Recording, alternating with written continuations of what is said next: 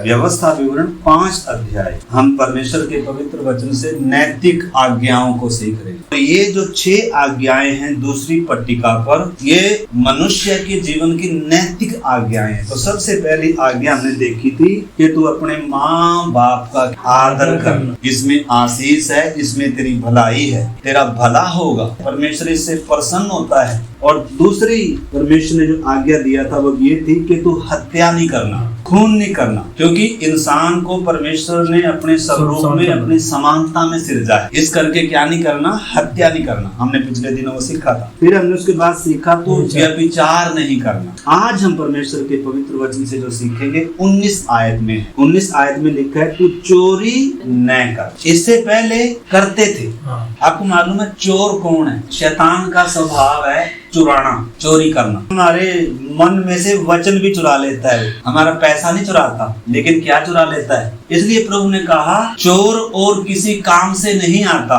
कुछ रखने के लिए नहीं आता, बल्कि चोरी करने और घात करने आता है। परंतु मैं इसलिए आया कि वे क्या पाएं, जीवन पाएं और बहुतायत का जीवन पाएं। वो आयत पढ़ लीजिए जरा, यूहन्ना 10:10। ये स्वभाव किसका है? चुराना, चोरी करना। चोर किसी और काम के लिए नहीं, परंतु केवल चोरी करने और घात करने और नष्ट करने को आता है।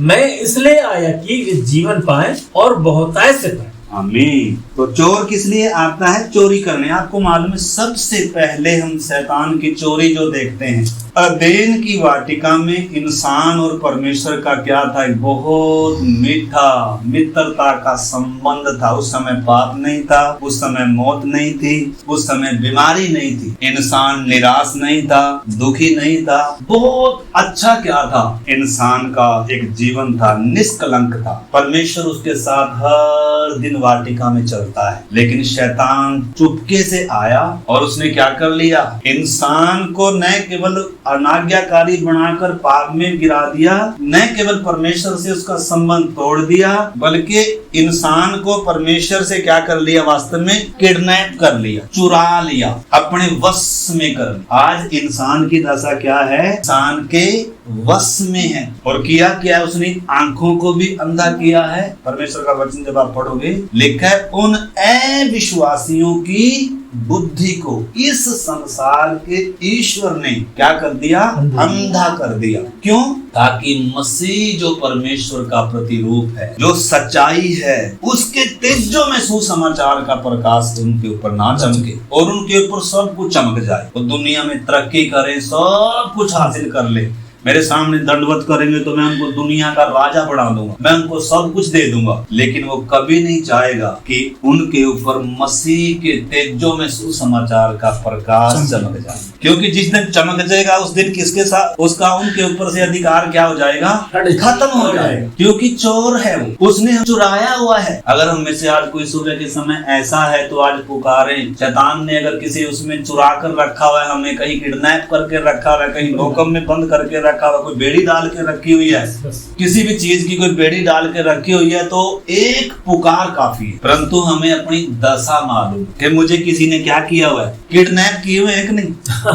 हम इधर बैठे हुए भी आप एहसास करना किसी ने क्या करके रखा है, किडनैप करके। दुनिया में आप जो मर्जी बन जाओ बेटा बेटी, लेकिन इसका प्रकाश तेरे ऊपर चमकने नहीं। क्योंकि जिस दिन इसका प्रकाश तेरे ऊपर चमक गया उसी दिन तो मेरे कब्जे से क्या हो जाएगा? छूट जाएगा। क्योंकि छुड़ाने वाला जो है ना, शैतान उसको जानता है इनका छुड़ाने वाला कितना सामर्थी है। उसने क्रूस पर उसके सिर को क्या किया है? कुचल दिया है। लेकिन तो भी शैतान आज भी क्या कर रहा है? अंधकार में डाल के रखा हुआ है, नींद में डाल के रखा हुआ है। इसलिए किसी को नींद आ रही हो तो आप घुटनों पर आ जाओ, सच में कह रहा हूं मैं, खड़े हो जाओ थोड़ी देर ना। यहाँ सोने की जगह नहीं मेरे प्यारे भाई बहनों। आपने समझना किसी ने किडनैप किया हुआ है, किसी ने किडनैप किया हुआ है, कोई चोर है। वो इसलिए आता है ताकि क्या करे? आपको मालूम है पहले तो चाहेगा कोई वचन सुने। अगर किसी ने सुन भी लिया ना, वचन में लिखा है वो हमारे मनों में से, घर में से सोना चांदी नहीं चुराता वो हमारे मनों में से इस जीवन के वचन को चुरा, क्योंकि उसको मालूम है ये वचन इनका उद्धार करेगा, ये वचन इनके जीवन में क्या करेगा? बीज का काम करेगा, हल का काम करेगा, ज्योति का काम करेगा, अन्न का काम करेगा, दूध का काम करेगा। और वो कभी नहीं चाहेगा कि हमारे अंदर क्या रहे? वचन रहे, हमारे कानों में क्या जाए। मेरे साथ में सारे बोले यीशु मसीह के लहू की जय। मैं फिर से कह रहा हूँ, इसका ऊपर से भी थोड़ा पढ़ेंगे ब्रदर। चोरी क्या है पहले हम वो देख रहे हैं। सबसे पहले शैतान चोर है, उसका स्वभाव क्या है? चोरी करना। उसने इंसान को चुरा लिया और आज भी वो वचन तक चुरा लेता है। और आगे हम देखते हैं 10 का 8 से पढ़े ब्रदर। जितने मुझसे पहले आए वे सब चोर और डाकू हैं, परंतु भेड़ों ने उनकी ना सुनी।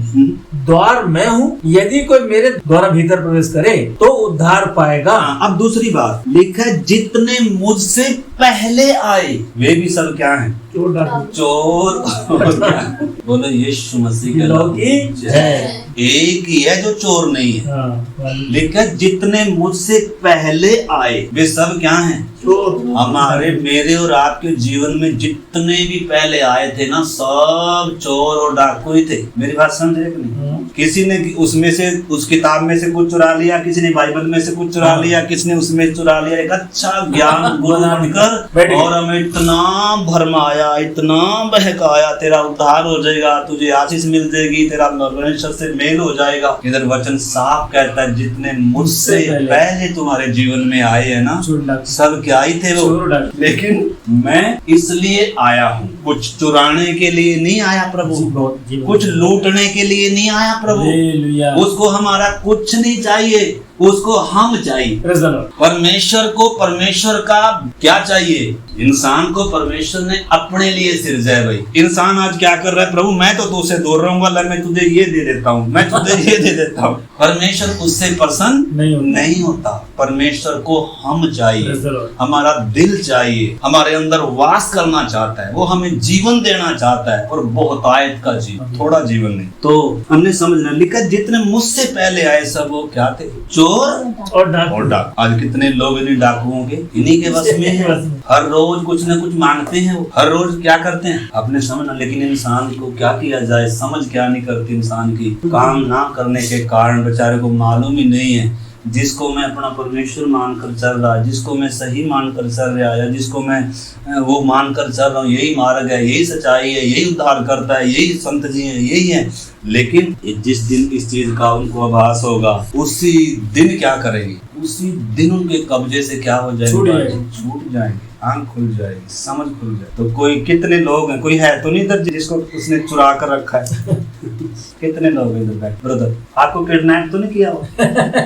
आपको ब्रदर वो चुराने आता है। आज जो हम वचन सुन रहे हैं, ये भी चुरा के ले जाएगा, वो चोर है। तो इस करके तो हम अपने असली मुद्दे पर आते हैं। प्रभु यीशु क्या परमेश्वर के वचन में लिखा है, तो क्या नहीं करना? चोरी नहीं करना। तो किन किन बातों में चोरी होती? जब हम परमेश्वर के वचन में देखते हैं ना, आप मेरे साथ निकालें इफिसियों की पत्री 4 का 28। चोरी करने वाला फिर चोरी ना करे, वरन भले काम करने में अपने हाथों से परिश्रम करे, इसलिए किसी से प्रयोजन हो, उसे देने को उसके पास कुछ हो। हाँ, बोलो यीशु के लहू की जय। हम नैतिकता सीख रहे हैं परमेश्वर अपने लोगों को, क्योंकि परमेश्वर का स्वभाव है, वो चोरी नहीं करता, वो झूठ नहीं बोलता। तो परमेश्वर चाहता है मेरे बच्चे, मेरी संतानें, वो भी क्या करें? ये सीखे, इसलिए प्रभु ने आज्ञा दी है। तो इधर जब आप उसका 25 से पढ़ते हैं, लिखा है इस कारण झूठ बोलना छोड़कर। हम पहले झूठ भी बोलते थे, क्योंकि ये भी किसका ही स्वभाव है। वो कह रहा है खा लो नहीं मरो, झूठा है, झूठों का बाप है। तो कह रहा है इस कारण झूठ बोलना छोड़कर हर एक अपने पड़ोसी से सच बोले, क्योंकि हम आपस में एक दूसरे के अंग हैं। क्रोध तो करो पर पाप मत करो। सूर्यास्त होने तक तुम्हारा क्रोध न रहे और शैतान को अवसर न दो। चोरी करने वाला फिर चोरी न करे, वरन भले काम करने में अपने हाथों से परिश्रम करे, काम करे, इसलिए कि जिसे जरूरत हो उसको देने के लिए इसके पास क्या हो? कुछ हो। पहले जब हम अन्य जाति थे, चोरी करते, बिजली चोरी करना करते थे, टैक्स चोरी करते थे, बिजली चोरी, वस्तुएं चोरी, चोरी वो कुछ भी हो सकता है। जो चीज हमारी नहीं है और जो चीज हमने कमाई सरकार का उसमें हिस्सा है, अगर वो भी हम चुरा रहे हैं, टैक्स नहीं दे रहे हैं, वो भी चोरी है। सरकार ने एक लिमिट दे रखी है कि अगर इस इतनी लिमिट तक जिसका कमाई होती है तो उसको क्या भरना है। वचन कहता है, प्रभु यीशु मसीह ने भी कर दिया, टैक्स दिया। यीशु मसीह के पास फरीसी आए, कह रहा क्या कैसा कैसर राजा को कर देना चाहिए। लूका 20:22। क्या हमें कैसर को कर देना उचित है या नहीं? उसने उनकी चतुराई को ताड़कर उनसे कहा, 1 दिनार मुझे दिखाओ, इस पर किसकी छाप और नाम है? उन्होंने कहा, कैसर का। उसने उनसे कहा, तो जो कैसर का है वह कैसर को दो, और जो परमेश्वर का है वो परमेश्वर को दो। जो परमेश्वर का है वो परमेश्वर को, जो राजा का है, टैक्स का है, कर देना है हमने, वो उनको देना, नहीं तो चोरी हो जाएगी। और अगर हम चोरी करेंगे तो प्रभु की उपस्थिति हमारे जीवन में नहीं हो, प्रभु हमारी साइड में नहीं होगा। हमने इस बात को अच्छे से समझ। तो जब एक व्यक्ति उद्धार पाता है, वो बिजली चोरी नहीं करता, वो टैक्स की चोरी नहीं करता, वो चीजों की चोरी नहीं करता, मतलब दूसरे की चीज को क्या नहीं करता, वो चुराता नहीं है, उसके ऊपर उसका हक नहीं है। हमने इस बात को अच्छे से क्या करना है, समझना है। तो जब यीशु मसीह के पास भी लोग आकर कह रहे हैं क्या राजा को कर देना चाहिए कि नहीं, तो यीशु ने क्या कहा, जो कैसर का है वह कैसर को दो, और जो परमेश्वर का है वो परमेश्वर। परमेश्वर का क्या है, मैंने पहली बात बताई, इंसान किसका है, परमेश्वर का है। ये दिल किसका है, परमेश्वर का, ये उसका है, उसको देना है। हमने अपने आप को परमेश्वर को देना है। शैतान ने क्या कर लिया, जब किडनैप कर लिया, फिर भी परमेश्वर ने उसके वश से छुड़ाकर हमें न्यूट्रल कर दिया। न्यूट्रल, अब परमेश्वर चाहता है कि हम क्या दें, अपना जीवन किसको दें, परमेश्वर को दें। हम पहले के समान ना करें। हम पहले करते थे, हम झूठ भी बोलते थे, हम चोरी भी करते थे, हर प्रकार के गंदे काम करते थे, लेकिन परमेश्वर का वचन कहता है अब ये काम नहीं कर, अब ये काम नहीं कर। टैक्स भी चुकाना है, और किसी चीज का क्या नहीं करनी, चोरी नहीं करनी। पहले हम कहीं काम पर जाते थे, कंपनी में जाते थे या कहीं फैक्ट्री में जाते थे, तो कुछ न कुछ क्या कर लेते थे, क्योंकि मालूम नहीं था उस समय। तो ये था, आपको मालूम, देखो वचन पढ़ो आप, नीति वचन 20:17 वचन। चोरी छिपे की रोटी मनुष्य को मीठी तो लगती है, परंतु बाद में उसका मुंह कंकड़ों से भर जाता है। इधर लिखा है चोरी छुपे की रोटी भी क्या लगती है, मीठी लगती है। डाटा चुराना, मतलब इंसान को क्या लगता है, कोई भी चीज जैसे मौका मिल जाएगा जो अपनी नहीं है, जिस पर हमारा हक नहीं है, हम उसको चुराने के लिए क्या करते हैं, कोशिश करते हैं, क्योंकि अच्छा लगता है, फरीक मिल गई। लेकिन वचन कहता है मीठी तो लगती है, लेकिन बाद में मुंह कंकड़ों से क्या हो जाता है, भर जाता है। नीति वचन 6:30-31 वचन। जो चोर भूख के मारे अपना पेट भरने के लिए चोरी करे, उसको तो लोग तुच्छ नहीं जानते, तो भी यदि वह पकड़ा जाए तो उसको 7 गुना भर देना पड़ेगा, वरना अपने घर का सारा धन देना पड़ेगा। जिस दिन पकड़ा गया, अभी तो चोरी क्या लग रही है, मीठी लग रही है, अच्छी लग रही है, अरे इधर से भी पैसे बच गए, इधर से भी बच गए, उधर से चुरा कर अपना लाभ उठा लिया। अभी क्या लग रहा है, चोरी मीठी लग रही है, अच्छी लग रही है, लेकिन परमेश्वर ने भाई अधिकारियों को ठहरा रखा है। परमेश्वर ने किनको ठहरा रखा, राजा को ठहरा रखा है, क्योंकि देश में क्या होना है, राजा किसके ठहराए हुए हैं, नियम किसके बनाए हुए हैं, परमेश्वर के। तो इस करके हम सब विश्वासी भाई बहनों ने समझना, मेरे प्यारे भाई बहनों, पहले हम सब चोरी करते थे, चोर थे स्वभाव से, हमारे अंदर था कहीं ना कहीं, कम से कम ज्यादा कुछ नहीं, बिजली चोरी कर लेते थे। बस में ट्रेन में गए तो टिकट ही नहीं कई बार लिया, मतलब जहाँ से मौका मिलता था क्या कर लेते थे, सरकार की चोरी करते थे, कोई पड़ोसी की चीज मिल जाए उसकी चोरी कर लेते थे, कोई कंपनी की कोई चीज मिल जाए उसको चुरा लेते थे। लेकिन अब ऐसा नहीं करना। इसे लिखा है चोरी करने वाला, इसका मतलब विश्वासी कौन है, हमने किसी में पढ़ा है ना, चोरी करने वाला फिर क्या ना करे, चोरी ना करे। यानी कि प्रभु ने चोरों को भी क्या दिया है, उद्धार दिया है। एक चोर डाकू लटका हुआ था, उसने भी कहा प्रभु जब तू मेरे राज्य में आए तो मेरी शुद्धि लटका आज ही तो मेरे साथ। तो प्रभु चोरों का भी उद्धार करता है, लेकिन प्रभु क्या कह रहा है, चोरी करने वाला फिर आगे से क्या ना करे, चोरी ना करे। झूठ बोलने वाला फिर आगे से क्या ना, झूठ ना बोले। मेरे प्यारे भाई बहनों, परमेश्वर अपनी प्रजा को ये क्या दे रहा है, ये नियम दे रहा है, आज्ञाएं दे रहा है। तुम्हारा जीवन बाकी लोगों के समान, बाकी लोग चोरी करने वाले हैं, बाकी लोग क्या करने वाले हैं, झूठ बोलने वाले हैं, हेरा फेरी से छोड़ने वाले हैं, लेकिन तुम ऐसा नहीं करना, मैं तुम्हें आशीष देने वाला, मुझ पर भरोसा रख। तो लिखा है जिस दिन पकड़े जाएंगे उस दिन क्या करना पड़ेगा, सारा धन देना पड़ेगा, 7 गुना भरना पड़ेगा। परमेश्वर की व्यवस्था में भी अगर आप निर्गमन 22 अध्याय पढ़ेंगे ना, बाद में पढ़ लेना, निर्गमन 22 अध्याय परमेश्वर ने इसमें दिया हुआ है। किसी का कुछ अगर चुरा लिया तो पकड़ा गया तो उसने कितने गुने भरना है, 5 गुने भरना है। माफी नहीं है, मतलब ऐसा बोल कर नहीं बच सकता मेरे से गलती होगी, हाँ ठीक है गलती होगी तो, लेकिन 4 गुना 5 गुना लेकर। आपको मालूम है जक्कई था, जक्कई टैक्स लेने वाला था। टैक्स लेने वालों का क्या था? चुंगी लेने वालों का प्रधान था, और वो सबसे क्या करता था? टैक्स जो लेता था, और उसको जरूर क्या करता था, जो उसका हक नहीं है वो भी क्या करता था वो। और आपको मालूम है जब यीशु उसके घर में आया तो वो क्या कह रहा? प्रभु यदि मैंने किसी का अन्याय से चुरा लिया, चोरी कर लिया, तो मैं 4 गुना क्या कर देता हूँ? फेर दे। मतलब पुराने नियम में क्या था? अगर किसी ने चोरी किया है तो क्या करना है? उसको माफी मांगने से काम नहीं चलेगा, बल्कि उसमें क्या करना है? 5 गुना बढ़ा कर देना है। जब तक पकड़ा नहीं गया, जब तक मीठी मीठी लग रही है, लेकिन जिस दिन पकड़ा गया तो देखो पकड़े तो जाएंगे। अभी सरकार ऐसे नियम लेकर आ रहे हैं, आपका सारा कुछ पता चल जाएगा आपकी कितनी तनख्वाह है। अभी तक कोई पता नहीं था, गोल मोल था, कोई नहीं, ज्यादातर भरते थे, लेकिन अब कोई नहीं बच सकता, सबका क्या है, इसकी कितनी आमदन है सरकार के सामने। तो इसलिए सब ने क्या करना है? टैक्स देना है। किसी की चोरी नहीं करनी, किसी की वस्तु का क्या नहीं करना? लालच नहीं करना मेरे प्यारे भाई बहनों। और एक वचन और आप मेरे साथ पढ़ेंगे, यूहन्ना 12 अध्याय 5-6 वचन पढ़े। एक व्यक्ति को हम देखते हैं, यीशु के पास आकर भी उसने चोरी करना नहीं छोड़ दी। यीशु मसीह के पास आकर भी, परमेश्वर के पास आकर भी एक बंदे ने चोरी करना नहीं छोड़ दी। प्रभु तो कह रहा है चोरी करने वाला फिर आगे से क्या ना करे? चोरी ना करे। लेकिन एक बंदा है यीशु मसीह के साथ ही चल रहा है, लेकिन इसका जो चोरी करने का स्वभाव था वो इसने क्या नहीं किया? छोड़ा नहीं। पढ़िए, यह इत्र 300 दिनार में बेचकर कंगालों को क्यों ना दिया गया? उसने ये बात इसलिए नहीं कही कि उसे कंगालों की चिंता थी, परंतु इसलिए कि वह चोर था और उसके पास उनकी थैली रहती थी और उसमें जो कुछ डाला जाता था वो निकाल लेता था। हाँ देखो, यीशु के साथ चलने वाला एक व्यक्ति है, यीशु को अच्छे से मालूम है कि ये चोरी करता है, फिर भी आपको मालूम है थैली किसको दे के रखी थी? प्रभु ने थैली चोर को दे के रखी थी। प्रभु चाहता था कि ये खुद क्या करे? चोरी करना छोड़ दे, लेकिन उसने छोड़ा नहीं, लालच था उसके। उसमें से लिखा है वो चुरा लेता था। यीशु के साथ चलने वाला भी चोरी कर रहा है और यीशु को मालूम है, इसलिए कई बार उसको बताया भी, तुम में से एक है भाई जो सही नहीं है, एक है जिसका मन सही नहीं। कई बार प्रभु ने बताया, बहुत उसको मौके दिए, अवसर दिए।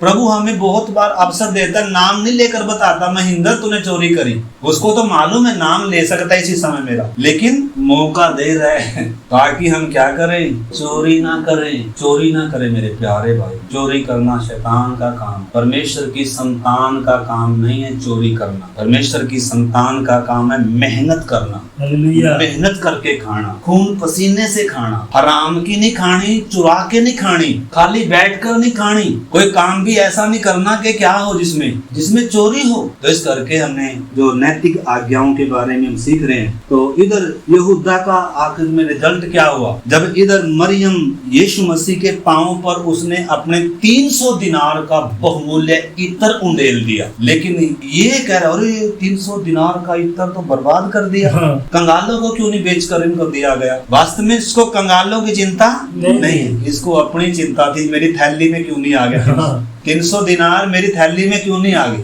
क्योंकि थैली में आ जाते तो मैं क्या कर लेता? चोरी कर लेता। इसकी आदत आपको मालूम है, ये फांसी लेकर मरा।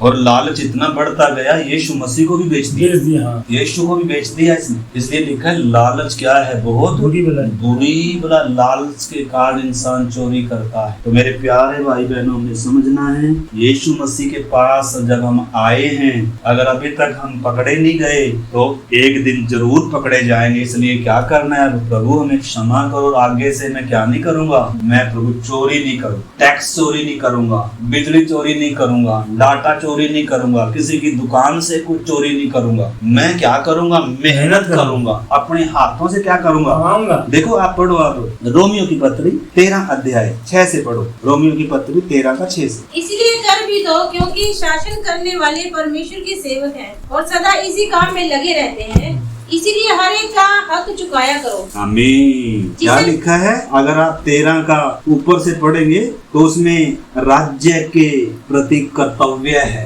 परमेश्वर ने राजा को ठहराया हमारे ऊपर, इसलिए प्रभु ने भी क्या किया? जो कैसर का है वो कैसर को दो। यीशु ने भी दिया, हमने भी देना। इधर लिखा है, आप उसका 1 से जब पढ़ते हैं, हर एक व्यक्ति शासकीय अधिकारियों के अधीन रहे, क्योंकि कोई अधिकार ऐसा नहीं जो परमेश्वर की ओर से न हो, और जो अधिकार हैं वे परमेश्वर के ठहराए हुए हैं। इसलिए जो कोई अधिकार का विरोध करता है वह परमेश्वर की विधि का सामना करता है, और सामना करने वाले दंड पाएंगे, क्योंकि हाकिम अच्छे कामों के नहीं परंतु बुरे के लिए डर के कारण है। मतलब ताकि कोई टैक्स चोरी ना करे, इसलिए अधिकारियों को रखा। तो पहले हम सब उसी जीवन में थे मेरे प्यारे भाई बहनों, हमारा काम ही वो था, हमें अपनी चिंता होती थी, जैसे भी कुछ चुरा लिया, जहाँ से भी मौका मिल गया हम कर लेते थे, लेकिन अब आगे क्या नहीं करना। तो ये सब बताते बताते आगे 6 आयत में बता रहा है, इसलिए कर भी दिया करो, क्योंकि शासन करने वाले परमेश्वर के सेवक हैं। सेवक कहता है परमेश्वर किनको? अन्य जाति जो राजा हैं। प्रभु आपको मालूम है, परमेश्वर ने उसको नबूकदनेस्सर को भी अपना सेवक कहा, और उसको खुसरू को भी अपना सेवक कहा। अन्य जाति राजा हैं, परमेश्वर को जानते नहीं, परंतु परमेश्वर ने ठहरा रखे ताकि देश दुनिया में क्या हो, क्योंकि परमेश्वर ने संसार को बनाया है। भले लोग परमेश्वर को नहीं जानते, लेकिन तो भी परमेश्वर ने संसार में क्या ठहरा रखे हैं, ताकि दुनिया सुव्यवस्थित से चले। इस करके इधर परमेश्वर का वचन हमें शिक्षा देता है, क्या कहता है? इसलिए कर भी दो, क्योंकि शासन करने वाले परमेश्वर के सेवक हैं और सदा इसी काम में लगे रहते हैं। इसलिए हर एक का हक चुकाया, हक चुकाना है दूसरा, किसी का हक नहीं मारना। और लिखा है, जिसे कर चाहिए उसे कर दो, जिसे महसूल चाहिए उसे महसूल दो, जिससे डरना चाहिए उसे डरो, जिसका आदर करना चाहिए उसका आदर करो। सरकार के जो अधिकारी हैं उन सब का हम क्या करना है? आदर करना है, पालन करना है, और ये सब चीजों का हमने क्या करना है मेरे प्यारे भाई बहनों? ध्यान करना। हमने इसको इग्नोर करना। हाँ, पहले हम करते थे, ये सब चीजें करते थे, लाभ उठाते थे, चुराते थे, बिजली चोरी हो, टैक्स चोरी हो, चीजें चोरी हो, समय की चोरी। आपको मालूम है, कंपनी में जाते थे या कहीं भी जाते थे तो मालिक थोड़ा सा दुकान पे नहीं है तो आराम से समय चुरा ले, आराम से बैठ कर क्या करे? मोबाइल दे। तो क्या चुरा रहे? समय चुरा रहे, काम के समय। जो समय काम करने का हमें तनख्वाह दिया जा रही है, हमें उसने काम करने की तनख्वाह दिए, बैठने की थोड़ा दी। हाँ चलो, एक अलग बात है, थोड़ा थक गए कोई बात नहीं, थोड़ी देर हम क्या करते हैं? आराम करते हैं। लेकिन हम दिल से क्या कर रहे हैं? काम कर। लेकिन कुछ ऐसे होते हैं बस देखते रहते हैं, जैसे ही गया और वैसे आराम से गए। तो ये भी स्वभाव किसका नहीं होना चाहिए? ये भी हमारा नहीं होना चाहिए मेरे प्यारे। हम देखते हैं दानियल के काम में कोई दोष नहीं पाया गया, हम देखते हैं यूसुफ के काम में कोई दोष नहीं पाया गया, अन्य जातियों में है। हम देखते हैं नहम्याह राजा का प्याऊ है, उनके कामों में कोई दोष नहीं है, अपना समझ कर काम करते, अपना समझ कर। परमेश्वर कहाँ भी हमारी वफादारी देखता है, जब हम कंपनी में हैं, जब हम फैक्ट्री में हैं, जब हम नौकरी कर रहे हैं, वहाँ भी परमेश्वर हमारी वफादारी को, हमारी ईमानदारी को देख रहे हैं। हमने इन बातों का क्या करना है? ध्यान करना है। एक वचन और मेरे साथ पढ़े, मलाकी की किताब 3 अध्याय 8। क्या मनुष्य परमेश्वर को धोखा दे सकता है? एक सवाल है। देखो, हम सबको धोखा दे सकते हैं, सरकार को भी, टैक्स रास्ते में बैठे होते हैं टैक्स लेने वाले, गाड़ी इधर जाने की बजाय गाड़ी को किधर से मोड़ दिया, दूसरी साइड से मोड़कर बचकर निकल गए। आपको मालूम है, दुनिया टैक्स देने के चक्कर में सीधी सड़क छोड़कर टेढ़े रास्तों से निकाल देंगे, कहीं टैक्स क्या हो जाए, टैक्स बस। तो वो चोरी है। अगर रास्ते में चुंगी की चौकी आ रही है, टैक्स की वो पर्ची कटती है, तो हमें किधर से जाना चाहिए? सीधे जाना चाहिए, उधर जाना चाहिए भाई। सरकार ने हमारी सड़कें बिछा कर रखी हुई है, सरकार ने हमारे इतना वो करके रखा हुआ है, तो सरकार को जो टैक्स बनता है वो हमें देना चाहिए, वो चुराना नहीं चाहिए। प्रदूषण है, कोई भी चीज है, प्रदूषण जो हम उसकी कटवाते हैं, गाड़ी के कागजात हैं, जो सारी चीजों मतलब सरकार के जो नियम है उनका हमने क्या करना है? पालन करना है। तो मलाकी की किताब में 3 का जब हम 8 पढ़ते हैं, क्या मनुष्य परमेश्वर को धोखा दे सकता है? पर देखो तुम मुझको धोखा देते हो। हाँ, इंसान किसको भी धोखा दे रहा है, राजा को तो दे ही रहे हैं, किसको भी, परमेश्वर को। कैसे? पढ़ो। तो भी पूछते हो हम किस हमने किस बात में तुझे लूटा है? और आगे 10 मांस और उठाने की भेंटों में। प्रभु इजरायलियों को कह रहा है, तुमने 10 मांस था ना जो मेरा, वो क्या कर लिया? जो भेंटे थी ना वो क्या कर ली? तो देखो परमेश्वर का भी चुरा लिया। यीशु ने इसलिए कहा जो राजा का है वो राजा को। अब परमेश्वर ने हमें जब खरीद लिया, सब कुछ हमारा है, सब कुछ जो भी है, हमारा समय भी किसका है? परमेश्वर का। लेकिन कितनी बार हम समय चुरा लेते हैं, कितनी बार हम क्या कर लेते हैं? इस करके मेरे प्यारे भाई बहनों, इधर परमेश्वर इजरायलियों को कह रहा है तुमने क्या चुरा लिया? 10 मांस और उठाने की भेंटें, तुम पर भारी साप पड़ा है क्योंकि तुम मुझे लूटते। क्या पड़ा हुआ है? भारी श्राप। परमेश्वर को कोई लूट सकता है? लेकिन परमेश्वर कह रहा है तुमने मुझे भी क्या नहीं किया? तुमने मुझे नहीं छोड़ा। सरकार को तो लूट ही लिया, टैक्स तो चोरी कर ही ली, तुमने तो मुझे भी क्या कर लिया? लूट ली। असल में यहूदियों का एक मंदिर होता था, उसकी देख रेख के लिए उसका सब क्या होता था? 10 मांस जाता था ताकि परमेश्वर के भला उसमें क्या हो, और अधिकारियों को ठहराया था, सेवा करने वाले सब का उधर से उससे चलता था वो। लेकिन उन्होंने क्या नहीं किया? वो भी नहीं दिया। तो परमेश्वर कह रहा है तुमने मुझे लूटा है। इस करके क्या कह रहा है? तुम पर भारी साप पड़ा है क्योंकि तुम मुझे लूटते हो, वरन सारी जाति ऐसा ही करती है। इजरायलियों के लिए है ये, हमारे लिए ही नहीं है। आगे लिखा है सारे 10 मांस भंडार में ले आओ कि मेरे भवन में भोजन वस्तु रहे।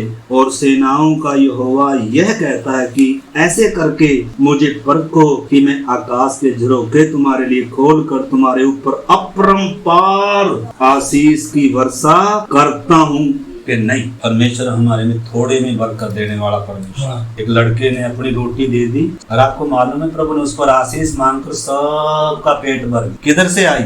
मतलब इन बातों को हमने समझना मेरे प्यारे भाई। अभी नए नियम में आप ये नहीं सोचना नए नियम में 10 मांस हैं, बेटे हैं, वो है नहीं। आपने अपने दिल से क्या करना, उन बातों का फैसला करना। अब कोई किसी के ऊपर क्या नहीं है। परमेश्वर ने हमें खरीद के आजाद छोड़ा हुआ है। अब हमने देखना है हम कुछ चुरा रहे हैं, किसी का हक मार रहे हैं तो या नहीं मार रहे हैं। परमेश्वर का वचन हमें जब चेतावनी दे रहा है तो इस करके आइए एक वचन और पढ़ेंगे हम, 2 थिस्सलुनीकियों 3:10। क्योंकि जब हम तुम्हारे यहाँ थे तब भी यह आज्ञा देते थे कि यदि कोई काम करना न चाहे तो खाने भी न पाए। हम सुनते हैं कि कुछ लोग तुम्हारे बीच में अनुचित चाल चलते हैं और कुछ काम नहीं करते और दूसरों के काम में हाथ डाला करते हैं। परमेश्वर कह रहा है जो काम नहीं करते उनको खाने का भी क्या नहीं है?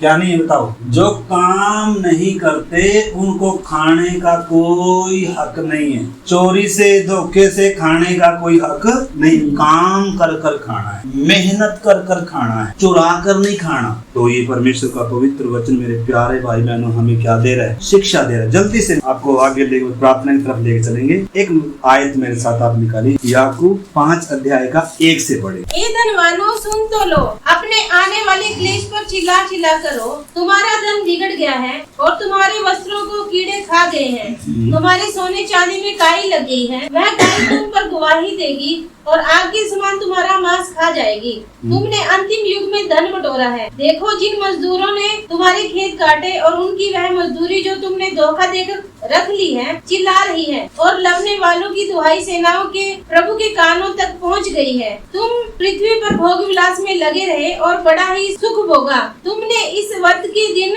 के लिए अपने हृदय का पालन पोषण करके उसको मोटा ताजा किया। तुमने धर्मी को दोषी ठहरा कर मार डाला। मतलब परमेश्वर का वचन चेतावनी दे रहा है धनवानों को जो चोरी से, चालाकी से, दूसरे का हक मार कर, मजदूरी मार कर क्या हो रहे हैं? मजदूरों से काम करा लिया। मजदूर अपनी मजदूरी का हकदार है, वो दान नहीं है। जो मजदूर मजदूरी कर रहा है हमारे घर में, हमारे खेत में, हमारे दुकान में, जहाँ भी कोई मजदूर कर रहा है, काम कर रहा है, उसका हक है, वो उसका हक मारना नहीं है। इस बात को हमें समझने मेरे प्यारे भाई। तो धनवानों को चेतावनी है कि तुमने अंतिम समय में क्या बटोरा?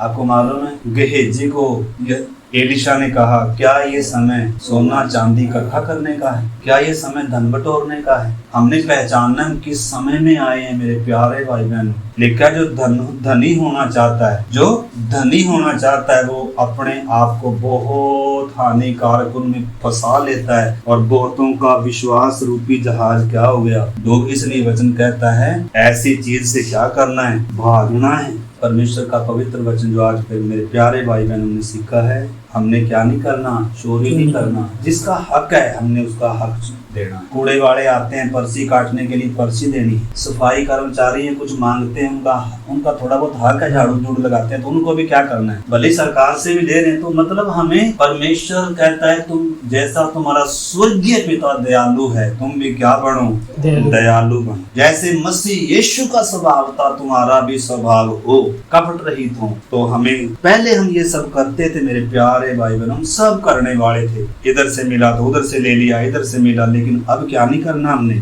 आइए प्रार्थना। जक्कई के घर में जब यीशु आया, जक्कई कहता है देख प्रभु मैं अपनी आधी संपत्ति कंगालों को दे, क्योंकि कंगालों के लिए भी परमेश्वर हमें देता है। जो कुछ परमेश्वर हमें देता है वो हमारे लिए नहीं है, वो दूसरों के लिए भी है मेरे प्यारे भाई। और आगे कहता है जो कुछ मैंने अन्याय से चोरी कर ली है, टैक्स में चोरी कर ली है, प्रभु इसको मैं 4 गुना फेर देता हूँ। और तब प्रभु ने कहा आज इस घर में उद्धार आया है। उद्धार पाने वाले व्यक्ति के चिन्ह मेरे प्यारे भाई बहनों, वो चोरी नहीं करता। आज तक जो चोरी करने वाला था, जो लूटने वाला था, हेरा फेरी करने वाला था, जब यीशु उसके जीवन में आता है फिर वो आगे से ऐसा नहीं करता। प्यारे प्रभु इन वचनों के लिए आपका धन्यवाद करते हैं, विनती करते हैं प्रभु हम एक एक को ऐसा अनुग्रह प्रदान कर, कृपा कर, ताकि हम पहले के समान ना चले प्रभु जी, अन्य जातियों के समान ना करें प्रभु जी, हम आपकी संतानों के समान काम करें प्रभु, हम मेहनत करें प्रभु, हम किसी का हक ना चुराएं प्रभु, हम सब पर आप ऐसा अनुग्रह कर, जैसा स्वभाव आपका था हमारा भी आपके हाथ में सौंपते हैं। धन्यवाद करते हैं आपने हमारी प्रार्थना को सुना, यीशु मसीह के नाम से मांगते हैं, आमीन।